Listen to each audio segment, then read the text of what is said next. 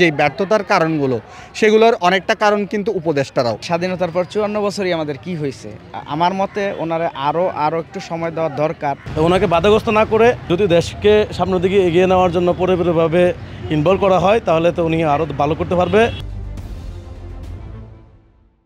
সবচেয়ে বড় পাওয়া আমি মনে করি যে আমরা সাধারণ জনগণ মোটামুটিভাবে আমাদের মত এখন আমরা প্রকাশ করতে পারতেছি।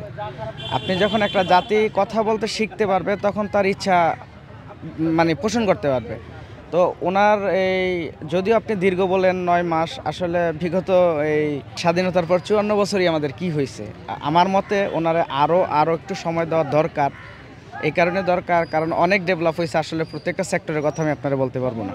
তবে আমার মতে আমি এখন রাস্তাঘাটে চলাফেরায় এবং এই অতীতের যে কোণঠাসা ভাব ছিল ওইটা চলে গেছে।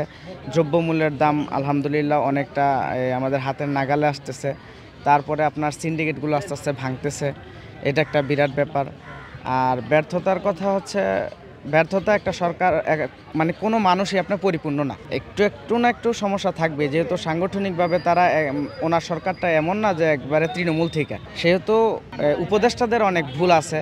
যা ধরেন এখন আমরা যতটুকু বুঝি ক্ষুদ্র জ্ঞানে, সমস্ত উপদেষ্টাগুলো যে তার এই মনমর্জি কাজ করতেছে এরকম না। যদি উপদেষ্টাগুলো সঠিকভাবে ওনার মতো হইতো তাহলে হয়তো বা আরও ভালো হইতো। মোনালিসা হেভি ফ্লো 15 পিস প্যাকেটের সাথে 8 পিসের একটি প্যাকেট একদম ফ্রি।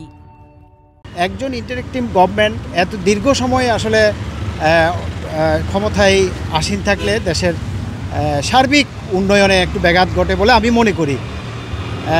এই জন্য আসলে আমাদের যত দ্রুত সম্ভব সংস্কার কার্যক্রমে যেই বিষয়াদি আমরা এখন পরিলক্ষিত হচ্ছে বা আমরা দেখছি, সেগুলোতে যাতে দ্রুততম সময়ে যাতে একটা নির্বাচন দিয়ে একজন নির্বাচিত সরকার প্রতিষ্ঠিত হলে আমাদের দেশের আরও উত্তরোত্তর মঙ্গল হবে বলে আমি মনে করি এবং আমরা সুন্দরভাবে বসবাস করতে পারবো বলে আমি মনে করি। এখন আমি মনে করি ওনার সফলতার দিকটাই বেশি, ব্যর্থতারও দিক কিছু আছে, যেটা হচ্ছে ওনাকে যদি একটা পর্যাপ্ত একটা সময় দেওয়া হয়, তিনি ওই ভিশন অনুযায়ী বাংলাদেশকে এখন বর্তমানে যে অবস্থানে আছে ওই অবস্থান থেকে আরও ভালো অবস্থানে নিয়ে যাবে। এখন আমি মনে করি যে ব্যর্থতার কারণগুলো সেগুলোর অনেকটা কারণ কিন্তু উপদেষ্টারাও বেশিরভাগই ছাত্র সমাজ। তারা আসলে রাজনৈতিক যে বিষয়গুলা অনেক কিছুতে তারা কিন্তু ওই রাজনৈতিক যেই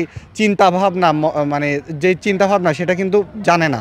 তো যার কারণে হচ্ছে বিভিন্ন রাজনৈতিক পিছুটানের কারণেই কিন্তু অনেক দিকে ছাত্র সমাজ যে উপদেষ্টারা আছে তারা কিন্তু পিছিয়ে পড়ছে, কিন্তু তারাও তাদের দিক থেকে সম্পূর্ণভাবে এফোর্ট দিচ্ছে। আমাদের সাধারণ জনগণের উচিত যে এই বর্তমান যিনি আছেন উপদেষ্টা, ওনাকে আরও সময় দেওয়া। ডাক্তার ইউনূস ওনার মেধা এবং জ্ঞান দিয়ে দেশের যতটুকু কল্যাণে কাজ করছে, বিগত সরকারের আমলে এমন কাজ করে নাই। আর ওনার পরিপূর্ণভাবে উনি তার কাজ খুব জ্ঞান বুদ্ধিমতো কাজ করতে পারে না।